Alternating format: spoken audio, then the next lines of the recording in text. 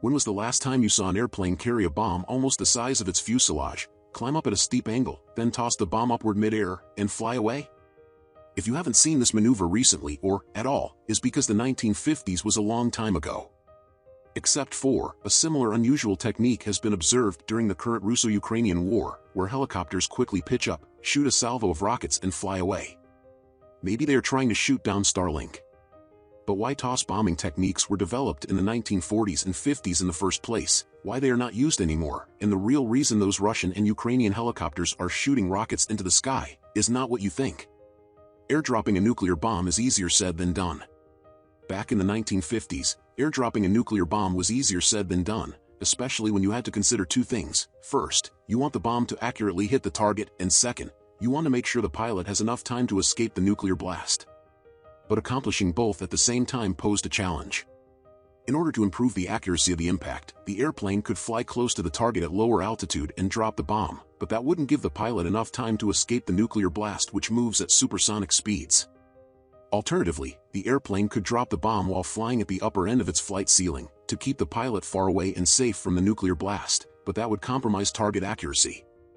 So a different approach was needed. The challenges of aerial bombing an aircraft in horizontal flight would find accurate bombing somewhat challenging. The bomb has a significant forward momentum, moving at the same speed as the airplane that is carrying it. Shortly after being released, the forward component quickly decelerates due to the drag from the air, which results in a complex pseudo-parabolic trajectory for the bomb.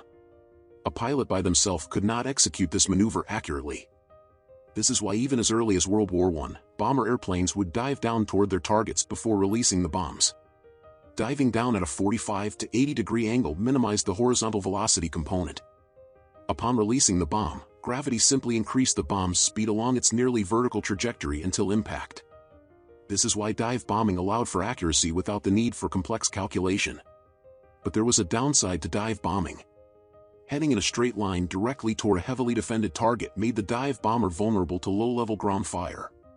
But toss bombing mitigated this problem. How toss bombing works by tossing the bomb forward, kind of like an underarm throw of a ball. Of course, onboard computers were required to help the pilot with the correct angle of climb and the exact time to release the bomb. This allowed the aircraft to bomb an area without the need to fly directly over it, which was ideal for heavily defended targets. Toss bombing also significantly increased the time between the moment of release and the moment of impact, and that extra time allowed the pilot to get away, which was especially useful in case of a nuclear bombing. A bomb tossed upward at 510 miles per hour would continue to rise for about 23 seconds and fall for about the same time. This would give the airplane over 40 seconds to turn itself upright and run for safety before the bomb exploded. This maneuver was known as over-the-shoulder bombing. The U.S. Air Force over-the-shoulder bombing aka LABS aka Idiot's Loop referred to it as Low-Altitude Bombing System, or LABS, and pilots called it the Idiot's Loop. To start the Idiot's Loop, the pilot would fly low as they approached the target. The pilot would then turn on the LABS switch in preparation for the maneuver. The LABS apparatus had all the information about the target, and would signal when the pilot should pull up to vertical position.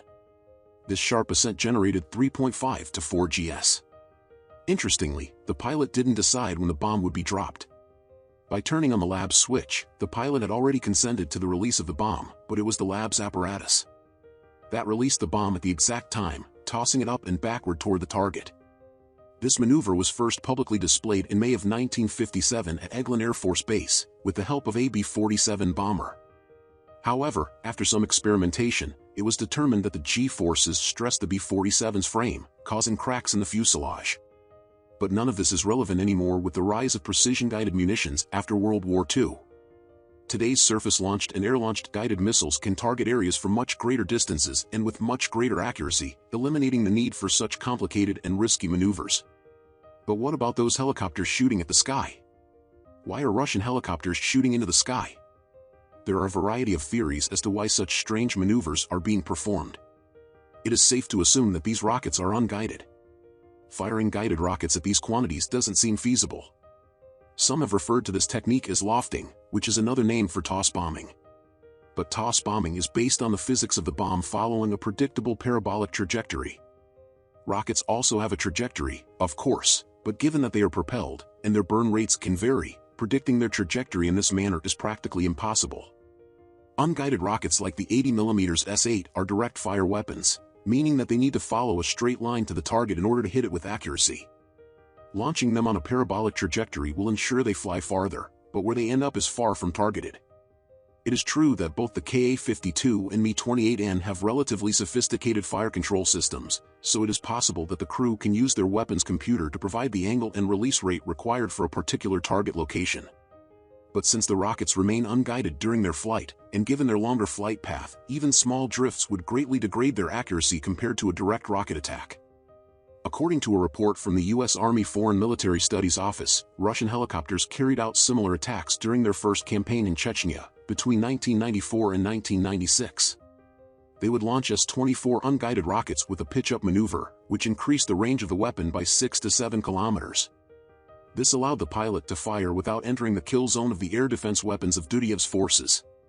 The pilots are afraid of manpads. What is obvious is that both sides seem to be reluctant to get too close to one another. Getting within kill range of the opposing side's air defenses could end poorly for these pilots. So in an attempt to hit something, they are pointing their helicopters up and shooting at the other side, almost acting like an airborne multiple rocket launcher, but with very little accuracy, an artillery lottery, if you will. The fact that they eject flares after shooting the rockets and quickly turn around seem to further confirm their fear of being shot at by manpads or other weapons. Is this technique a war crime?